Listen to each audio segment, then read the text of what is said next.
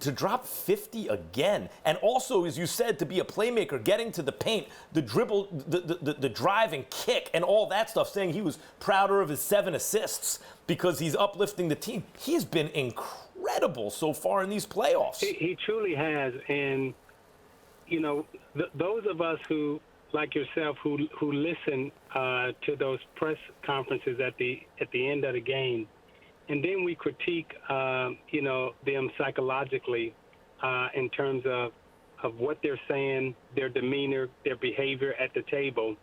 To see him act that way during that press conference after he scored 57, but then now I put myself in the former player's head, knowing now what he's getting ready to come back and face against the Nuggets, because the defense is strictly going to be designed to stop you from scoring 50 again. and he comes back because who else is their 51. threat, really? Yeah. Right, because who else is their threat, really? This is not a team, I mean, he never really got to play with Gordon Hayward, but this is not a team with a secondary scoring option, you know, who's an all-star. Their second best player is a defensive guy. And by the way, given the chemistry issues they had coming in, I was thinking, they're not going to beat Denver. But if not for that 8-second violation, right, maybe, the series is already over, and they're up 3-1 on a damn good team where you know, they had a third star emerge, at least on the offensive end, in Michael Porter Jr. It's very impressive. And meantime, coming off last night's game, Luka Doncic, Zeke, turned 21 in February. This dude just gave him Kawhi misses the game winner in regulation. This dude gives him 43, 17, and 13 and hits the game winner? Oh, without Porzingis? This is a problem. The Mavericks, Zeke, I think the Mavericks are a problem. Doncic, when you get Porzingis back healthy, you got Maxi Kleber and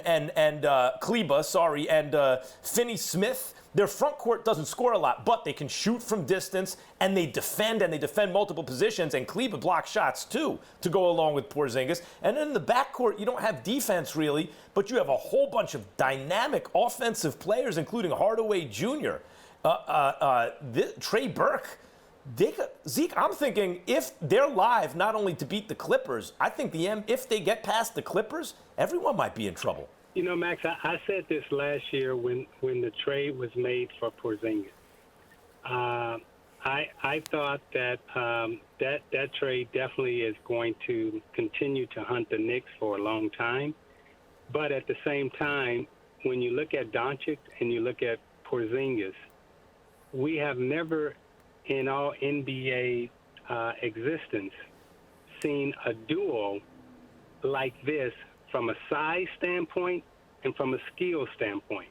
Now let me tell you what I mean. When you look at Jordan and Pippen, Luka and Porzingis are different than Jordan and Pippen. When you look at Shaq and Kobe, they're different than Shaq and Kobe. When you look at Magic and Kareem, they're different than Magic and Kareem. So when you start looking at the uniqueness of these two individuals as players with their combined skill set and size, there's never been a point guard center combination in the NBA like Luka and Porzingis.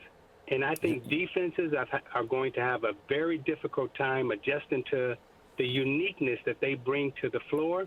And I think it's going to take a long time before the league can catch up with this visionary type of play that they're putting forth.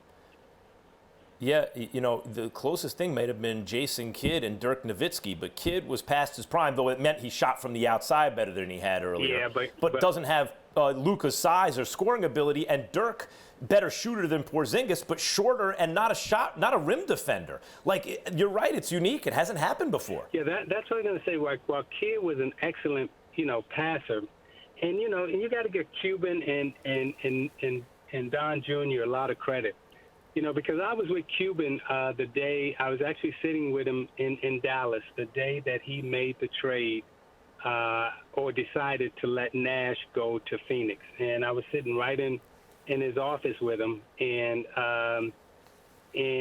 at that time, Nash and Dirk were such a good pair, but his vision of what basketball was going to be and what he needed to do as an owner to win a championship, not to satisfy the fan base, he made the right call then in the trade for Porzingis, in the trade for Luka, combining those two as a skill set and size that we've never seen in the NBA at this position before like this is definitely visionary thinking on Nelly and Cuban's part. Thanks for watching ESPN on YouTube. For live streaming sports and premium content, subscribe to ESPN+.